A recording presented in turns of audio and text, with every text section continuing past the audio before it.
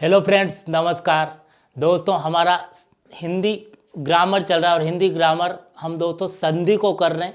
तो व्यंजन संधि को हम देख रहे हैं। व्यंजन संधि के दोस्तों उसके नाम नहीं होते, कुछ रूल्स होते हैं अलग अलग। तो इससे पहले जो एक रूल्स दोस्तों, एक का तीन नियम, किस तरह संधि में पहले का जो वर्ग है दोस्तों, ये जो वर्ग आपको नजर आ रहे किस तरह पहला जो ये वर्ण है ये किस तरह तीसरे में तब्दील हो रहा है, उसमें उस लेक्चर में हमने देखा है। ठीक, अब आज का जो लेक्चर रहेगा पहला वर्ग जो वर्ग है ये वर्ग का पहला वर्ड है वह किस तरह पांचवें में बदलता है, ये जो देख रहे हैं उसमें यह बदलेगा। तो ऐसा क्या रूल्स है उसको हम देखते। तो व्यंजन संधि का दूसरा लेक्चर हो जाता है दोस्तों। इससे पहले एक मतलब स्वर संधि जो 5 संधियां है दोस्तों, जो दीर्घ, गुण, वृद्धि, अयादि, यण, इन सब संधियों के लेक्चर बन चुके। आज का लेक्चर व्यंजन संधि का दूसरा हो जाता है। इससे पहले एक का तीन किस तरह वर्ड पहले का तीसरे में बदलता है वो हमने देखा। आज का जो लेक्चर है पहला जो है वो किस तरह पांचवें में बदलेगा उसको हम देखेंगे।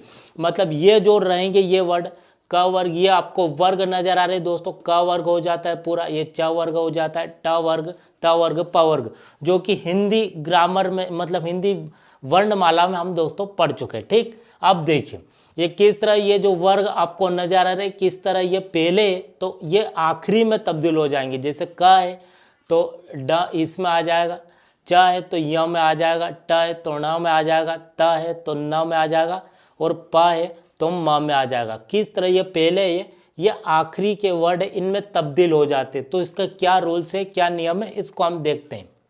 ठीक, व्यंजन संधि का यही आपको पता होगा। व्यंजन संधि में कोई संधि का नाम नहीं होता, बस अलग अलग रूल्स होते हैं। जैसे इससे पहले एक का तीन नियम किस तरह व्यंजन संधि में होता है उसको देखा। ये जो लेक्चर है इसमें एक का 5 नियम मतलब पहला वर्ड है वो अपने ही वर्ग के पांचवें में किस तरह बदलेगा उसको हम देखेंगे।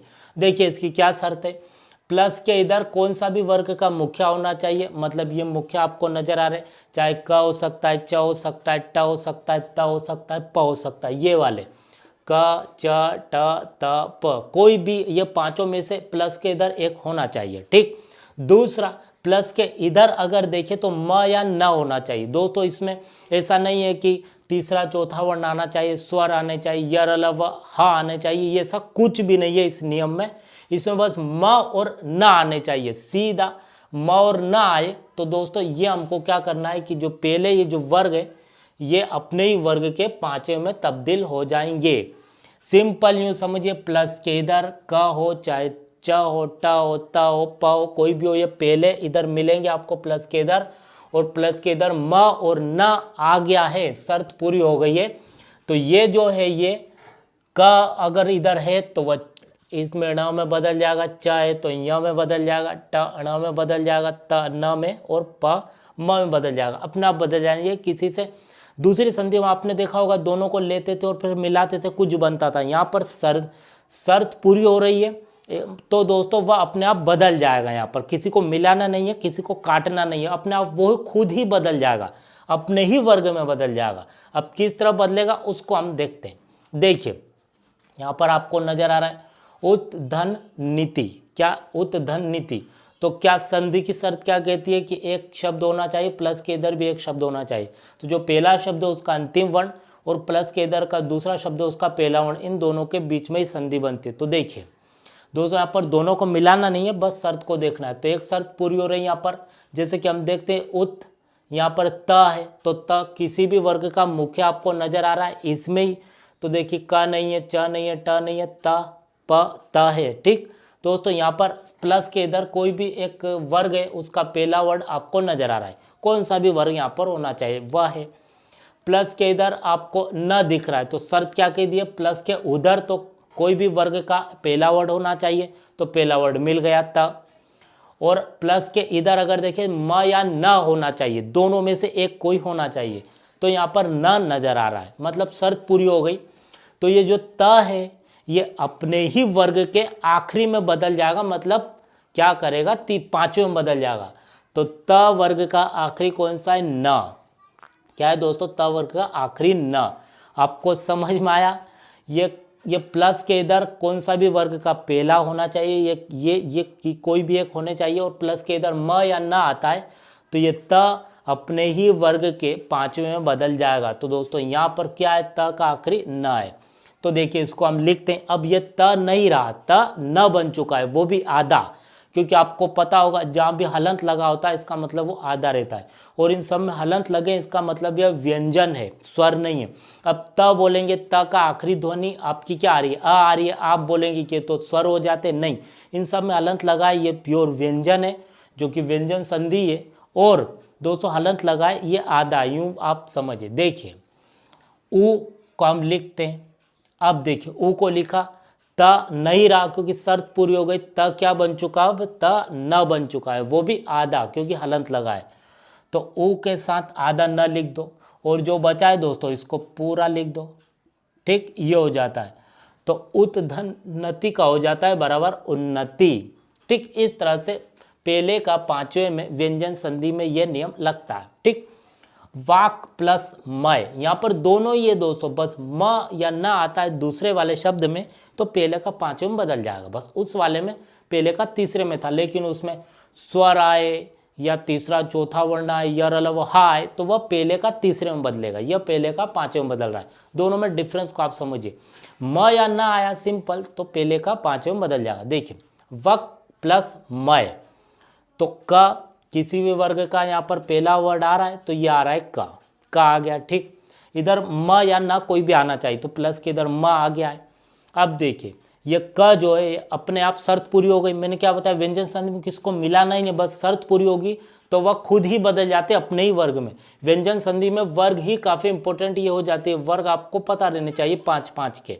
ठीक, जो कि पहला ही लेक्चर इसका होता है। जो हिंदी ग्रामर हम पढ़ते हैं दोस्तों तो वर्णमाला से ही शुरू करते, स्वर व्यंजन से ही शुरू करते, तो आपको दोस्तों पता होगा। तो देखिए ये क्या है, यहाँ पर शर्त पूरी हो गई क्योंकि प्लस के इधर किसी भी वर्ग का पहला वर्ड आ गया तो इससे वर्ग है, तो पहला वर्ड का आ गया है। ठीक है, अब यहाँ पर प्लस के इधर आते हैं तो म या न होना चाहिए, तो म है। अब दो शर्त पूरी हो गई तो क क्या करेगा, अपने ही वर्ग के पांचवें में बदल जाएगा। तो क का पांचवा कौन सा है, ये है आखिरी। तो यहाँ पर अण आपको दिख रहा है। तो देखिए अब क्या होगा, यहाँ पर वांग मय ये हो जाता है, और ये हलंत के साथ, क्योंकि यहाँ का आधा है। समझ में आया, जैसे ही प्लस के इधर की शर्त पूरी होगी वो अपने ही वर्ग के पांचवें में बदल जाएगा। ठीक, और ये आपको वर्ग भी पता रहना चाहिए, क्योंकि पता रहना चाहिए ना क का आखिरी कौन सा है। पता चले आप क का आखिरी य लिख दे दें तो आपको पहले ये पता रहना चाहिए, मतलब व्यंजन के जो स्पर्श व्यंजन पूरे होते ये 5-5 के जोड़े में। देखिए अब ये हम देखते हैं षट प्लस मुख। षट प्लस के इधर कोई भी वर्ग का पहला वर्ण, तो यहाँ पर आपको दिख रहा है ट आ रहा है, ये ट, तो ट यहाँ पर ये हो रहा है। प्लस के इधर का म या ना आना चाहिए, तो म है। अब यहाँ पर आपको लग रहा होगा कि ऊ की मात्रा है, तो नहीं दोस्तों, हम बोलेंगे मुँह तो पहले म बोलाएगा फिर ऊ बोलाएगा, है ना, तो म हो जाता है। तो शर्त पूरी हो गई। अब क्या होगा, इसके अनुसार अपने ही वर्ग के ट पांचवें में बदल जाएगा। ट का पांचवा कौन सा है, अणा है। ठीक, और अणा आधा आएगा क्योंकि ट ये सब में हलंत लगे मतलब आधे हैं ये। ठीक, तो देखिए कैसा हो जाएगा, यहाँ पर हो जाएगा क्षण मुख।